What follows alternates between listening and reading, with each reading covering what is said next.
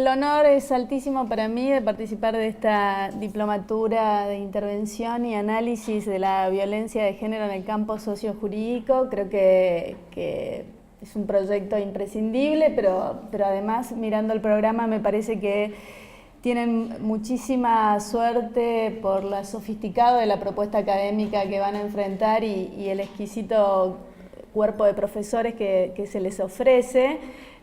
Una oportunidad que a mí me gustaría compartir con ustedes si tuviera la oportunidad de vivir en Mendoza. Y en particular, bueno, es un alto honor poder participar en la inauguración de esta aventura académica tan importante. Hablar de las implicancias constitucionales de la Ley de Violencia contra la Mujer es la propuesta que me hicieron. Y es una propuesta que en principio me entusiasmó mucho y que como primer impulso me generó la idea de un enfoque tradicional. El enfoque tradicional quizás de este tema sería el empezar a identificar cuáles serían las fuentes de validez constitucional de la ley 26485 de violencia contra la mujer.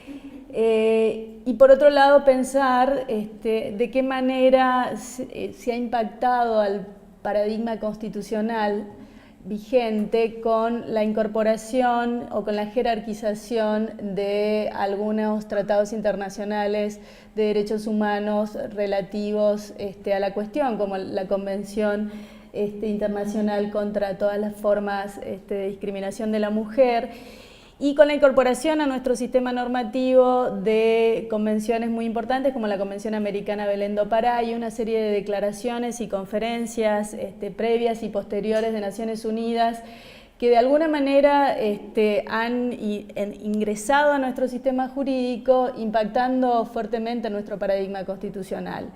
Esta sería la conferencia tradicional que no voy a dar. En principio porque hay mucho escrito sobre esto, porque me parece interesante lo que está escrito y creo que ustedes lo van a ver y que va a ser más interesante que lo que yo pueda decir al respecto. El tema que a mí me resultaba particularmente interesante pensar era de qué manera la ley de violencia contra la mujer había o ha implicado alguna resignificación o alguna reformulación de algunos temas más idiosincráticos del derecho constitucional. Por ejemplo, preguntarme de qué manera ha impactado en la concepción que tenemos del alcance de ciertos derechos constitucionales o de ciertos principios constitucionales particulares. Dígase el derecho o el principio de igualdad constitucional, dígase qué significaría o cómo se resignificaría el principio o los derechos del debido proceso, el derecho de acceso a la justicia, el derecho a la libertad de expresión, desde las nuevas herramientas que la ley o leyes como la ley de violencia contra la mujer han introducido a nuestro sistema normativo. Ese es un tema que a mí me resulta particularmente interesante porque nos permitiría pensar cosas quizás más profundas del derecho constitucional, cómo se ha resignificado nuestra concepción de ciudadanía, por un lado, cómo se ha resignificado nuestra concepción constitucional incluso de república y por qué no de democracia, ¿no? Entonces, me parece que pensarlo desde esos temas idiosincráticos nos permite pensar de alguna manera la estructura de nuestra Constitución de una manera nueva, de una manera, me parece más interesante. Sin embargo, me avergüenza un poco reconocer ante ustedes que la violencia de género no aparece como un tema relevante en el derecho constitucional. Este análisis o esta perspectiva no es obvia para los constitucionalistas, no es obvio para los constitucionalistas que la violencia de género tenga algo que decir respecto al alcance de los principios y de los derechos constitucionales. No aparece como un ejemplo significativo. Así que en lugar de volverme creativa con respecto a pensar cómo debería pensarse esto. Me pareció que lo interesante de esta conferencia sería profundizar de alguna manera en los vacíos y en estas omisiones y en los porqués de estas omisiones en el derecho constitucional. Porque me parece que son vacíos y son omisiones que ustedes estarán encargados en su momento de llenar a través del recorrido de esta diplomatura y del recorrido en su trabajo profesional. Y me parece que es el desafío que se viene de alguna manera. Fíjense que en cuestiones, es muy interesante que cuestiones relativas al género sí han atravesado en los últimos años la agenda del derecho constitucional, pero la han atravesado sin que dentro de esas cuestiones se incluya la cuestión de la violencia de género. Por ejemplo, cuando hablamos de discriminación en el campo constitucional, incluimos siempre la discriminación sexual, sobre todo en el acceso a la educación o en el acceso al empleo, como ejemplos prototípicos de casos de discriminación, ¿no? Los casos paradigmáticos del Colegio Montserrat en Córdoba, que no admitía mujeres, o el caso paradigmático de Fredo en Buenos Aires, de las heladerías Fredo en Buenos Aires, que no querían contratar mujeres, o el caso paradigmático de las colectiveras salteñas, que no querían ser contratadas. Aparecen como los casos que interesan a los constitucionalistas y son prototipos de la discriminación, de casos de discriminación constitucional. Pero es bastante llamativo ver que ningún tipo de caso de violencia de género aparece como los ejemplos que nos dan los constitucionalistas, ni de discriminación ni de tratamiento igualitario. Y ello aún cuando las normas de la CEDAW ya tienen rango constitucional, aún cuando ya van más de 20 años que la Convención Belén do Pará forma parte de nuestro sistema normativo, pero pareciera ser que la idea de igualdad o la idea de discriminación no se vincularía en el imaginario del constitucionalista a la cuestión de la violencia. Parecería ser que es un asunto diferente. Tampoco hay ninguna forma de violencia contra la mujer mirada como un caso prototípico de problemas de acceso a la justicia o de obstáculos al ejercicio del derecho de acceso a la justicia, cuando las consultas sobre violencia de género o violencia patriarcal aparecen como uno de los casos más demandados en todos los centros de acceso a la justicia del país. O sea, son como uno de los casos prototípicos. De hecho, para serles sincero, los casos de violencia de género casi no aparecen en los manuales y en los tratados de derecho constitucional como un asunto relevante para el derecho constitucional. Esa es la verdad en algún punto. Si ustedes quieren estudiar, por ejemplo, el principio de igualdad, desde un tratado de derecho constitucional van a ver un análisis del artículo 15 y 16 de la Constitución, en algunos casos extendido al artículo 37, que se refiere a la igualdad de oportunidades en la participación política, pero en ningún caso van a encontrar un ejemplo de violencia de género como un caso que ejemplifique lo que dice el artículo 15 o lo que dice el artículo 16 de la Constitución. Rara vez se va a vincular estos artículos al 75, inciso 22, que habla de las acciones afirmativas para las mujeres, y mucho más raro es que se vincule a alguna norma de la CEDAW, por ejemplo, ¿no? Entonces, esta es la manera en que se explica el principio de igualdad en términos constitucionales. Y esta no es una omisión menor, porque si ustedes observan la ley de violencia contra la mujer, van a ver que la definición de violencia se refiere a conductas basadas en una relación desigual de poder, ¿no? Evidentemente, esta ley está reclamando como fuente de validez, de alguna manera, una idea de igualdad, ¿no?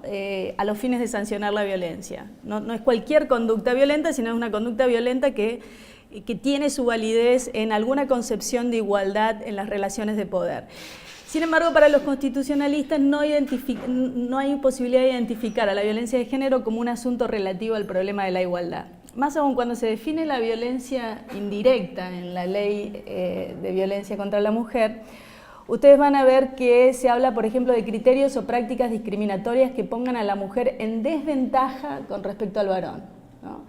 ¿Qué es la desventaja sino un criterio de igualdad estructural de oportunidades que está dando nuestro ordenamiento jurídico de alguna manera y que de alguna manera está proponiendo una particular concepción del principio de igualdad constitucional. En ningún caso las discusiones sobre las concepciones de igualdad de oportunidades en el campo constitucional aparecen vinculadas a la cuestión de la violencia contra la mujer.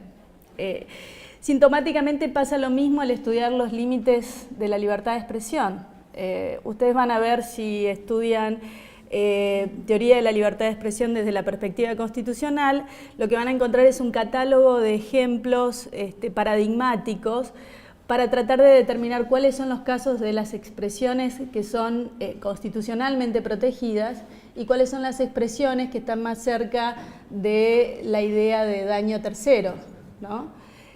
En el caso de los tratados más leídos de derecho constitucional, lo que ustedes van a encontrar es ejemplos como el de la pornografía infantil, ejemplos como el del discurso que tiene que ver con, no sé, el odio racista, ¿no? Pero no van a encontrar nunca ejemplos como, por ejemplo, lo que la ley de violencia contra la mujer llama violencia simbólica, ¿no? Que en la definición de la ley significa básicamente lo que a través de patrones estereotipados, mensajes, valores, íconos o signos transmite y reproduzca dominación, desigualdad y discriminación en las relaciones sociales. O sea, está hablando de expresiones que evidentemente no van a ser protegidas bajo la idea de libertad de expresión, sino que por el contrario van a ser consideradas formas de violencia, ¿no? De alguna manera estos casos no aparecen tampoco, digamos, en la bibliografía del derecho constitucional como ejemplos que muestren cuáles son los límites del derecho constitucional a la libertad de expresión. Lo mismo pasa en temas que para ustedes van a ser particularmente interesantes, como temas que tienen que ver con el debido proceso o el principio de inocencia. Cuando analizamos los procesos de judicialización de la violencia contra la mujer, ustedes se van a encontrar con estrategias regulatorias que son interesantes y que intentan, por ejemplo, no revictimizar a la mujer, impidiendo, por ejemplo, audiencias en las que oponen a la víctima con el agresor, ¿no? Pareciera ser que esto no tiene demasiado que ver en el derecho constitucional con la definición de los límites de algunos principios del debido proceso. Tampoco algunas herramientas de la ley de violencia contra la mujer, como por ejemplo el dictado de ciertas medidas que uno podría decir son indubita parte, como por ejemplo el dictado de una medida de exclusión o medidas urgentes, tampoco parecieran ser relevantes en el derecho constitucional para analizar cuál es el alcance del principio de inocencia, ¿no? y en relación a situaciones como violencia de género. Entonces, de alguna manera hay toda una serie de nuevas regulaciones que trae esta ley y que serían muy interesantes para pensar desde el derecho constitucional y para redefinir principios y derechos del derecho constitucional, pero que no han sido significativas aparentemente para el análisis de los constitucionalistas. La pregunta relevante, entonces, esta conferencia, más que las implicancias constitucionales de la ley de violencia contra la mujer, parecería ser una conferencia acerca de la desimplicancia del derecho constitucional respecto a la violencia contra la mujer. Y la pregunta es ¿por qué? ¿No? La pregunta es ¿por qué tanta invisibilización de los temas de violencia en las materias y en las categorías troncales del derecho constitucional? Yo voy a proponerle dos hipótesis de esos porqués para que las conversemos y para que las discutamos y las pensemos. En principio, yo diría que no estaría bueno que nos sometamos a la respuesta fácil de decir, bueno, la ley es una ley nueva y todavía no ha penetrado los escritorios de los constitucionalistas, o decir, bueno, como esta ley está demasiado vinculada a los tratados internacionales de derechos humanos y los tratados internacionales de derechos humanos son tratados usualmente de una forma medio estanca en el derecho constitucional, entonces la ley sufre similar suerte. Yo no tendría esa respuesta rápida porque la ley no es tan nueva, ya van 8 años, y porque su validez no depende exclusivamente de los tratados internacionales de derechos humanos, y los tratados internacionales de derechos humanos están constitucionalizados hace más de 20, algunos. Entonces me parece que esa respuesta no alcanza para explicar una práctica de invisibilización dentro del campo de lo público de lo que sucede en relación a la regulación de la violencia contra la mujer. Una de las hipótesis que se me ocurren a mí para pensar tiene que ver estrictamente con una cuestión idiosincrática del derecho constitucional en relación a los temas de género y en particular a los temas de violencia. En principio, yo diría que tiene que ver directamente con lo que constituye la técnica interpretativa de la Constitución dominante en el campo del derecho constitucional argentino, o una de las técnicas dominantes en el campo del derecho constitucional argentino, que es la técnica que llamamos originalista, ¿no? Y la segunda hipótesis es una hipótesis bastante más difundida, no es mi idea, pero me parece que tiene que ver con algo que ustedes también ya estuvieron hablando hoy más temprano, y que está relacionada con la forma en que el derecho ha tratado tradicionalmente las cuestiones relativas a la violencia contra la mujer, y es la privatización de las cuestiones de violencia contra la mujer. O sea, el problema o la problemática de la violencia contra la mujer se excluye del ámbito del derecho público y se privatiza, y se ha privatizado históricamente. Y esto es una tendencia, es una práctica, es como dirían los sociólogos, que no es mi campo, un hábitus del jurista. Y sobre estos dos asuntos me gustaría comentar un poco, ¿no? Fíjense que en el marco del derecho constitucional, los constitucionalistas tienen una tendencia muy fuerte a respetar mucho una técnica de interpretación que es la del originalismo. Es decir, esto significa preguntarse, cuando uno tiene dudas sobre qué significa el principio de igualdad, por ejemplo, preguntarse qué fue lo que pensaron al respecto los convencionales constituyentes, o sea, los que escribieron la Constitución, ¿no? Entonces uno lo que hace como jurista constitucional es dar argumentos respecto al significado de una norma constitucional que refieran a lo que hubieran querido decir los convencionales constituyentes. Por lo general, y sobre todo los convencionales constituyentes de 1853, que como ustedes saben, eran todos hombres. No había una sola mujer en la Convención Constituyente de 1853. Es más, de las 5 reformas constitucionales que tuvo nuestra Constitución, solamente las últimas 2 tuvieron como convencionales a mujeres. De tal manera que nuestra Constitución y las 3 primeras reformas constitucionales fueron hechas sin la participación de las mujeres, porque en ese momento no podían ocupar cargos públicos, no eran elegidas como convencionales constituyentes. Este asunto no es un dato menor para el derecho constitucional, y esto, aunque es una anécdota divertida quizás para otros, no es un asunto menor para el derecho constitucional, cuya fuente de legitimidad es la legitimidad democrática, ¿no? Es como un elefante escondido bajo la alfombra del constitucionalismo. Las mujeres no han sido las únicas excluidas de las convenciones constituyentes, pero hablamos de la mitad de la población excluida en razón de su género, digamos. Es un asunto no menor.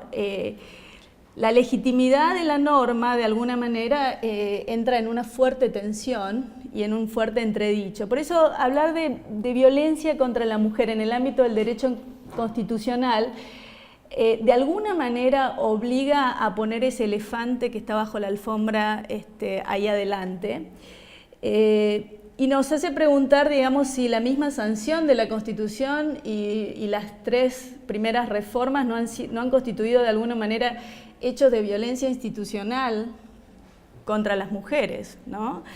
Y hasta preguntarnos acerca de en qué medida todo el desarrollo del derecho constitucional montado en una técnica de interpretación como el originalismo realmente tiene la legitimidad que pretende tenerlo, ¿no?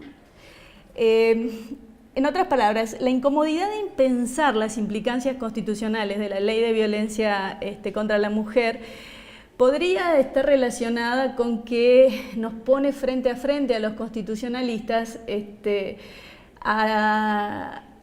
nos pone frente a frente al problema de la legitimidad misma de la Constitución, de la legitimidad misma de los hechos instituyentes de la Constitución, y por otro lado, de todo el desarrollo de la teoría constitucional que se montó en la técnica de interpretación originalista, ¿no? Y que acude a los argumentos de interpretación originalista. Y nos instiga a cuestionar hechos fundacionales, ¿no? Como las sanciones constitucionales y las reformas constitucionales. Yo creo que ahí hay algo ahí puede haber algo de las razones por las cuales existe esta incomodidad desde el constitucionalismo de incluir las cuestiones que tengan que ver con la violencia de género y las cuestiones que tengan que ver con el género en general en el análisis constitucional, porque nos obliga a decir cosas a medias, ¿no?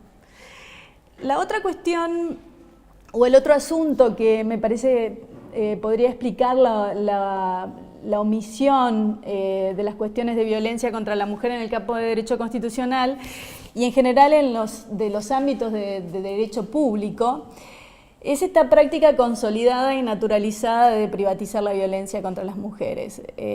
Una privatización que está siendo desafiada abiertamente por la Ley de Violencia contra la Mujer, sobre todo cuando la define como una conducta basada en relaciones desiguales de poder, ¿no? En lugar de decir la conducta que lesiona la integridad física y demás, qué sé yo, dice conducta basada en relaciones desiguales de poder. Y esto genera la tensión, ¿no? En ver esa conducta tradicionalmente mirada como una conducta privatizada, a mirarla como una conducta que parece responder a un ideario diferente, a un ideario que trasciende a la familia, que trasciende a la intimidad, que trasciende a las reglas de lo particular. Una historiadora de derecho norteamericana que se llama Riva Sigal considera que muchas reformas legales responden a una estrategia que ella llama de preservación del status quo a través de la transformación legal. En alguna medida, tanto las intervenciones judiciales como las estatales, que siguen viendo como un problema relacional del espacio privado a la violencia de género y no como un problema relativo a las relaciones de poder social entre los géneros, están preservando ese estatus de género de la violencia. Si nosotros tenemos una lectura de la ley de violencia contra la mujer que preserva ciertos idearios privatistas, algunos de los cuales quisiera hablar ahora un segundo, pero si miramos eso de esa manera, lo que estamos haciendo quizás en buena medida es llevando adelante esta estrategia de la que habla Riva Sigal, o sea, transformar para preservar el status quo. Necesitamos advertir que la violencia de género involucra valores públicos y valores constitucionales de la misma manera que lo hace el racismo o el antijudaísmo en relaciones que a veces nos parecen relaciones particulares, ¿no? Cuando yo no quiero contratar a un judío, nadie diría que esto es una cuestión entre él y yo. Los constitucionalistas lo toman como el caso paradigmático para enseñar discriminación en la universidad, porque es el caso paradigmático que viola el principio de igualdad constitucional. En ese sentido, si yo golpeo a una persona por su raza, nadie entendería que eso es una cuestión privada entre dos personas que se pelearon. Esa es una actividad de discriminación que viola el principio de igualdad y que todo constitucionalista saltaría a verlo. Sin embargo, cuando se golpea a una mujer en el ámbito doméstico, pareciera ser que los valores públicos, los valores constitucionales, no estarían tan en juego, por lo menos desde la perspectiva constitucional. Hay una idea muy fuerte que atraviesa la resolución de este tipo de conflictos desde la perspectiva legal, ¿no? Resolución que no es tal, digamos, desde la perspectiva legal, resolución de la perspectiva legal es como, no sé, algo no muy acertado, pero La forma en que los juristas entendemos que deberían salvarse los conflictos en el ámbito de la violencia de género podrían pensarse como una forma que acuda a principios de justicia conmutativo-retributiva, ¿no? Si yo pienso que se trata de un problema relacional, lo que yo trato que esa relación sea justa en términos conmutativos, esto es a cada uno lo suyo, y retributiva en el sentido de quien hizo algo malo que reciba su merecido, ¿no? La justicia conmutativa y retributiva son respuestas que tienen que ver con mirar a las relaciones como relaciones particulares, excepcionales. Pensar a la familia como una corporación a la que hay que proteger, y esa corporación a la que hay que proteger, lo que tratamos de hacer es de eliminar sus vicios, que son vicios que aparecen en las relaciones muy personales. Sin meternos ahí, solamente nos ocupamos de sus vicios sobresalientes, ¿no? Cuando la mataron a la mujer o cuando la golpearon muy fuerte o cosas así. El derecho durante mucho tiempo decía que estaba bien que el marido golpee a su mujer hasta tanto no le cause una lesión grave, ¿no? Cuando le causaba una lesión grave era una cosa, pero hasta ese momento tenía una autorización jurídica en varios códigos argentinos de hacerlo, digamos. Entonces, de alguna forma, la idea de proteger el ámbito de intimidad y de no meterse a estado siempre dentro de la conciencia legal, con distintos grados y con distintos estilos. Hoy por hoy la violencia contra la mujer es reconocida como una pandemia mundial, o sea, nadie puede ya negar esta cuestión. El número de femicidios es equiparable al de un genocidio en la actualidad. El Sistema Internacional de Derechos Humanos hace ya muchos años ha identificado como causa fuente de esta pandemia las relaciones de poder que existen entre los géneros y han identificado al género como una cuestión sustantiva y relevante de este problema. Muchas normas ya de nuestro sistema jurídico nacional tienen o entienden que la fuente de esta pandemia es la cultura patriarcal y la organización sexista de la sociedad, ¿no? Esto es, digamos, una realidad dentro de nuestro sistema jurídico, sobre todo legal. Ustedes han escuchado hoy algo de la antropóloga Rita Segato, quien hace mucho tiempo viene insistiendo en sus investigaciones con respecto a que la familia moderna está altamente privatizada y que es esta privatización de la familia la que pone a la mujer en una situación de particular vulnerabilidad. La fuente de la vulnerabilidad de las mujeres está en la privatización de la familia, de tal forma que de alguna manera el derecho ha funcionado todo este tiempo como guardián de esa privatización y por lo tanto como sostenedor de alguna forma de esas condiciones de vulnerabilidad en que está la mujer. Hoy el derecho interviene o pretende intervenir para afrontar la problemática de esta pandemia, la cual de alguna manera tiene como fuente al mismo derecho que ha protegido, ha colaborado y ha contribuido en la privatización de la familia moderna. Términos como violencia doméstica, por ejemplo, que son en los que cabalgan muchas leyes provinciales todavía, ¿no? Son términos que están hospedando claramente la idea, para mí, de sancionar a la familia o la violencia intrafamiliar como un asunto totalmente íntimo y no como una cuestión de valores públicos o constitucionales, ¿no? Los tribunales de familia, o la creación de los tribunales de familia, de acuerdo a esta historiadora que se llama Rivas Sigal, han sido sospechados de responder también a esta dinámica en buena manera, que es la dinámica de la privatización, ¿no? La teoría subyacente detrás tanto de la idea de violencia doméstica como de competencia de los tribunales de familia sobre ella es que los problemas domésticos no son un problema criminal en un sentido legal o un asunto que involucre valores constitucionales o de nuestra nación, ¿no? Es importante dar cuenta de esto porque es importante que podamos trabajar con una ley de violencia contra las mujeres que no se transforme en una retórica legal que preserve los regímenes opresivos y los espacios que vulneralizan a las mujeres bajo esta retórica de los asuntos de familia. Y es necesario entender a la violencia contra la mujer como un asunto público y como un tema central del derecho constitucional. Lejos de ser una razón para privatizarla, debe verse como un síntoma de que se trata de un asunto de carácter público. Y por otro lado, demuestra que es allí, en lo doméstico, donde la mujer resulta más vulnerable y cuando está fuera del ojo público. Y por lo tanto, el derecho debe dejar de contribuir a que ese aislamiento y esa vulnerabilidad continúe, y el derecho debería estar generando esquemas diferentes para disminuir los niveles de vulnerabilidad en el que se encuentran las mujeres. Si nosotros pensamos esto, además tenemos que pensar que las políticas públicas van a ser diferentes de acuerdo a cuál perspectiva nosotros adoptemos. Y la tendencia privatizadora va a dirigir las políticas públicas a rectificar lo doméstico, a curar la patología de la corporación familiar, a preservar a la familia de sus vicios. Pero una política pública que sea sensible al género en cuanto a asunto de igualdad constitucional y también de igualdad como valor público, va a dar medidas de protección más conscientes de la vertiente cultural que victimiza a las mujeres en las relaciones sociales y medidas que verán a lo doméstico como un espacio de vulnerabilidad de las víctimas y no como espacios de autonomía ajenos al poder del Estado. De alguna manera, no hay duda de que estamos frente a una violación de derechos humanos y que es una violación sistémica de derechos humanos que responde a causas que deben ser tratadas como asuntos de política constitucional.